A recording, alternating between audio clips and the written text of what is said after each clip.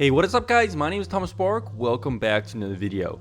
Today I want to be talking a little bit about COVID-19 or the coronavirus.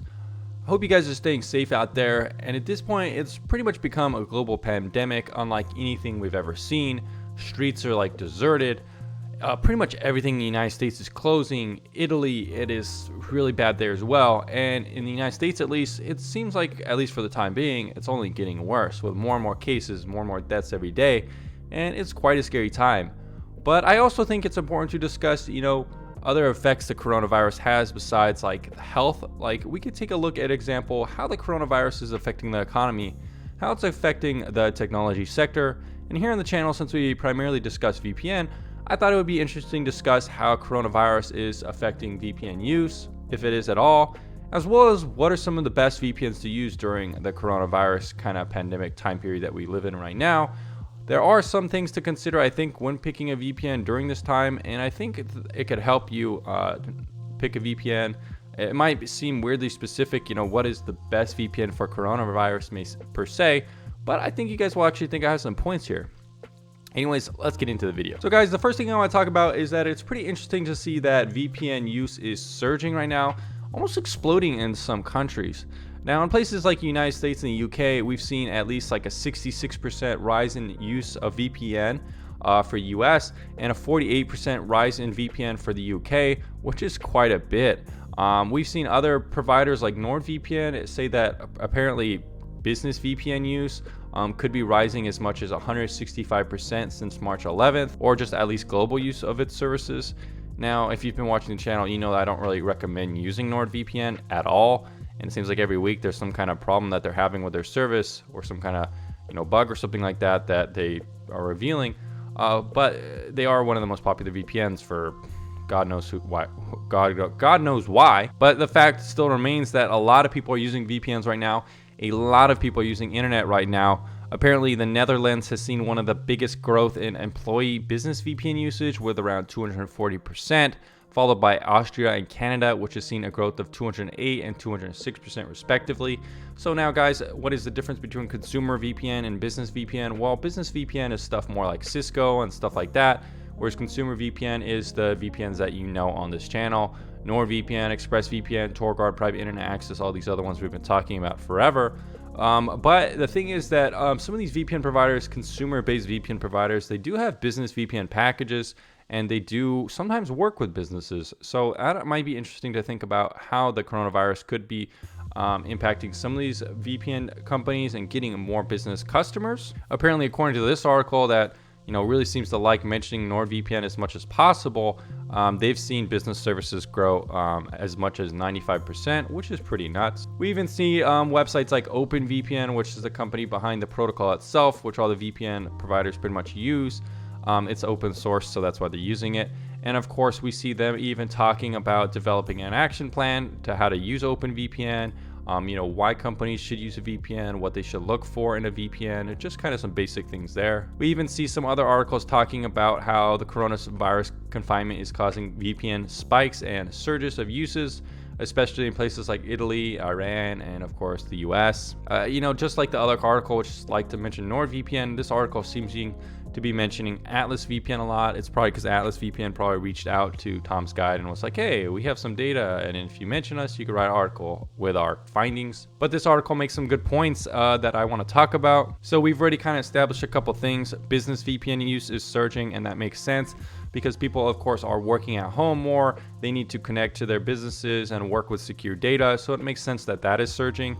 We're also seeing a lot more people right now using VPNs to bypass geo restrictions and just to stream overall, which makes sense as well. More people at home, they're bored, they want to watch specific shows. Maybe they can't watch a show that they want, so they're going to use a VPN service to bypass geo restrictions of services like Prime Video, Hulu, BBC iPlayer, or even Netflix to get the content they want on Netflix, not the region they're using. And of course, we're also seeing a lot more people right now just plain using internet at home. So of course, every internet service associated is probably going to be used as well. More so than usual.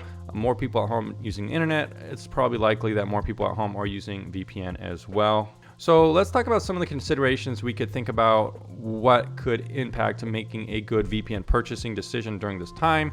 I think one of the most important things you should consider when purchasing a VPN right now, if you don't have one already or signing up for another month, is that you need to pick a VPN that is affordable. Right now, the coronavirus seems to be making a pretty big impact on the global economy. So no matter really what your economic situation is, what your financial situation is, you probably should be picking a VPN that is affordable. Now on my VPNTierlist.com, I've pretty much rated every VPN according to their price and various other things as well. But price is something that is definitely one of the most important things I take a look at. Now, some of the most popular VPNs out there, like ExpressVPN, are as expensive as $12 a month or $100 a year. Additionally, other popular ones like NordVPN are also $12 a month and is up to like maybe around $85 a year. So they're not exactly what I would call affordable VPN services. However, we also have on the other side of the spectrum VPNs that I recommend more. Stuff like TorGuard VPN is only $5 a month or $30 a year. So it's about a third of as expensive as some of these other services. You can use code TomSpark if you want to get that discount and get that package. You get full access to everything. In my opinion, it is probably the best choice, but you also have some other choices as well that are pretty affordable. Stuff like AirVPN is also very affordable. It's around $7 a month. Stuff like Windscribe is not a bad deal. Fruit VPN, Molvad VPN, Ivacy VPN, and those are pretty much some of the cheapest ones out there. But I think my go-to, because it's the top rated one, is probably TorGuard and AirVPN respectively. TorGuard gets that good discount code, so you're getting maybe a bit more bang for your buck since you're getting the full service and full access and everything like that. We can also talk about what kind of specifications for a VPN do we need. I think for this time period, if you're planning on streaming a lot, you're going to need a VPN that is extremely good for streaming. And of course, once again, that one's probably going to be TorGuard VPN. However, I do want to make the stipulation that with TorGuard VPN, you're going to be needing to purchase what is called the streaming bundle and use a different code called code Netflix. Now, this one is going to be a little bit more pricey, around $11 a month or $60 a year, but that is still more cheap and affordable than other options like NordVPN and ExpressVPN, which are what a lot of people talk about and are more popular. It's still a better deal.